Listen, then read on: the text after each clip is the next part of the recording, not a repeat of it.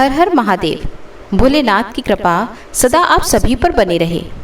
सोमवार का दिन शंकर भगवान को समर्पित होता है। आज के दिन भक्त भोलेनाथ को प्रसन्न करने के लिए विशेष पूजा अर्चना करते हैं। नारद पुराण के अनुसार सोमवार व्रत में व्यक्ति को प्रातः स्नान करके शिव जी को जल और बेलपत्र चढ़ाना चाहिए तथा शिव गौरी की पूजा करनी चाहिए।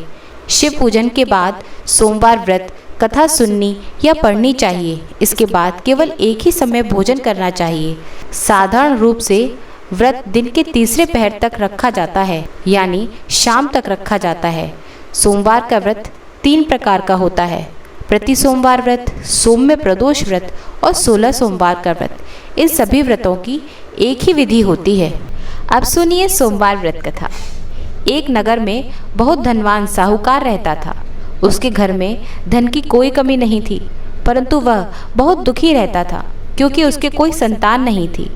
वह इसी चिंता में दिन रात दुखी रहता था, परंतु पुत्र की कामना के लिए वह प्रत्येक सोमवार शिव जी का व्रत और पूजन किया करता था तथा शाम के समय मंदिर जाकर शिव जी के सामने दीपक जलाया करता था।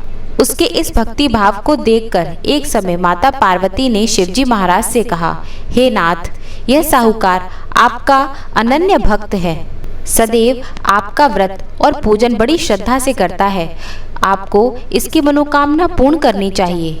शिवजी ने कहा, हे पार्वती, यह संसार कर्म क्षेत्र है।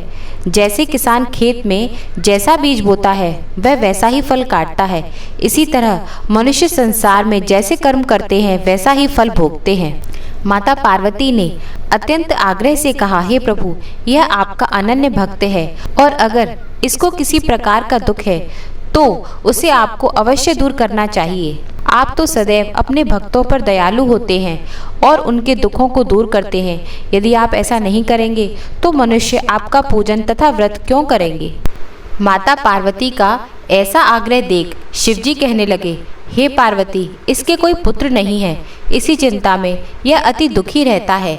इसके भाग्य में पुत्र ना होने पर भी मैं इसको पुत्र की प्राप्ति कर देता हूँ, परंतु वह पुत्र केवल 12 वर्ष तक ही जीवित रहेगा। इसके पश्चात वह मृत्यु को प्राप्त हो जाएगा।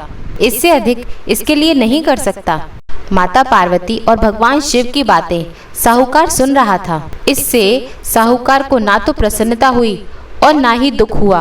वह पहले की तरह शिव जी का व्रत और पूजन करता रहा। कुछ समय के बाद साहूकार के घर एक पुत्र का जन्म हुआ। साहूकार के घर में बहुत खुशियां मनाई गईं, परंतु साहूकार तो यह जानता था कि उसकी केवल 12 वर्ष की ही आयु है, इसलिए उसने अधिक प्रसन्नता प्रकट नहीं की और ना ही किसी को यह भेद बताया।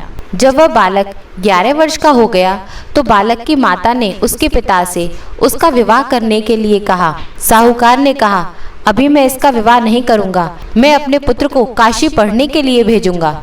साहूकार ने बालक के मामा को बुलाकर बहुत सा धन देकर कहा, तुम इस बालक को काशी पढ़ने के लिए लेकर जाओ और रास्ते में जिस स्थान पर जाओ यज्ञ तथा ब्राह्मणों को भोजन कराते तथा दक्षिणा देते जाना। दोनों मामा भांजे यज्ञ करते, ब्राह्मणों को भोजन कराते तथा दक्षिणा देते काशी जी की ओर चल पड़े। रास्ते में उनको एक शहर पड़ा। उस शहर के राजा की कन्या का विवाह था, परंतु जो राजकुमार विवाह करने के लिए आया था वह एक आंख से अंधा था।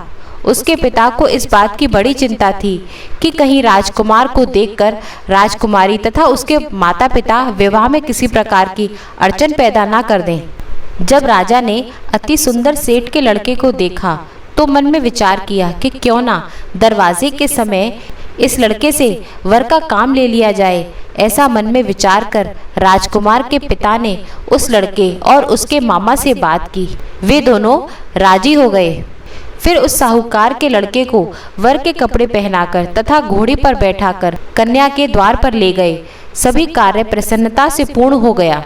राजकुमार के पिता ने सोचा कि यदि विवाह का कार्य भी इसी लड़के से करा लिया जाए तो क्या बुराई है। ऐसा विचार कर लड़के और उसके मामा से कहा, यदि आप फेरों और कन्यादान का काम भी करा दो तो आपकी बड़ी कृपा होगी। मैं इसके बदले में आपको बहुत सारा धन दूंगा। दोनों ने राजा की इस बात को स्वीकार कर लिया और विवाह का कार्य भी बहुत ही अच्छी तरह संपन्न हो गया। सेठ का पुत्र जिस समय जाने लगा तो तो उसने राजकुमारी की चुंदरी के पल्ले पर लिख दिया कि तेरा विवाह तो मेरे साथ हुआ है, परंतु जिस राजकुमार के साथ तुमको भेजेंगे वह एक आंख से अंधा है और मैं तो काशी जी पढ़ने जा रहा हूँ। सेठ के लड़के के जाने के पश्चात राजकुमारी ने जब अपनी चुंदरी पर ऐसा लिखा हुआ पाया तो उसने अंधे राजकुमार के साथ जाने से मना कर दिया। उसने अपने माता पिता को सारी बात बता दी और कहा कि यह मेरा पति नहीं है, मेरा विवाह इसके साथ नहीं हुआ। जिसके साथ मेरा विवाह हुआ है वह तो काशी जी पढ़ने गया है। राजकुमारी के माता पिता ने अपनी कन्या को विदा नहीं किया और बारात वापस चली गई। उधर सेठ का लड़का और उसका मामा काशी पहुंच गए। वहां जाकर उन्होंने यज्ञ करना और लड़के ने पढ़ना शुरू कर दिया। जिस दिन लड़के की आयु 12 वर्ष की हुई उस दिन उन्होंने यज्ञ रचा रखा था। लड़के ने अपने मामा से कहा, मामा जी आज मेरी तबीयत कुछ ठीक नहीं है। मामा ने कहा, अंदर जाकर सो जाओ। लड़का अंदर जाकर सो गया और थोड़ी देर में उसके प्राण निकल गए। जब उसके मामा ने आकर देखा कि उसका भांजा मृत पड़ा है तो उसको बहुत दुख हुआ। उसने सोचा कि अगर मैं भी रोना पीटना मचा दूंगा तो यज्ञ का कार्य अधूरा रह जाएगा। अतः उसने जल्दी से यज्ञ का कार्य समाप्त कर ब्राह्मणों के जाने के बाद रोना पीटना शुरू कर दिया।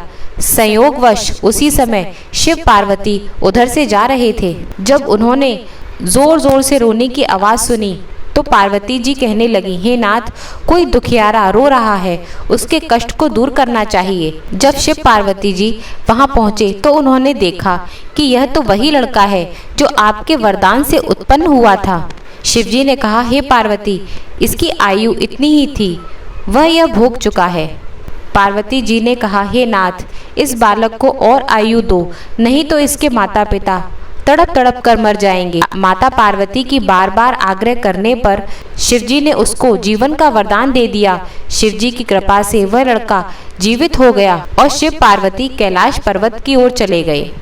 शिक्षा पूरी होने पर वह लड़का और उसके मामा उसी प्रकार यज्ञ करते, ब्राह्मणों को भोजन कराते तथा दक्षिणा देते अपने घर की ओर चल पड़े। रास्ते में उसी शहर में आए जहां उस लड़के का राजकुमारी के साथ विवाह हुआ था। वहां जाकर उन्होंने यज्ञ प्रारंभ कर दिया। उस लड़के के ससुर वहां के राजा ने उसको पहचान लिया और महल में ले जाकर उसकी बहुत आवभगत की। बहुत से दास दासियों सहित आदर पूर्वक अपनी राजकुमारी और जमाई को विदा किया। वहां से विदा होकर सेठ का लड़का अपने मामा व अपनी पत्नी सहित उसी तरह यज्ञ करते हुए और ब्राह्मणों को भोज कराते हुए, दक्षिणा देते हुए अपने घर की ओर चले गए। घर जाकर लड़के ने अपने माता पिता को सारी बातें बताईं। इससे वे बहुत प्रसन्न हुए। हे शिव पार्वती, जैसे आपने सेठ व उसके परिवार को दिया है वैसा ही सभी को देना। सोमवार व्रत कथा सुनने, कहने और हुंकार देने वाले सबको देना। बोलो भोले शंकर माता पार्वती की जय। हर हर महादेव।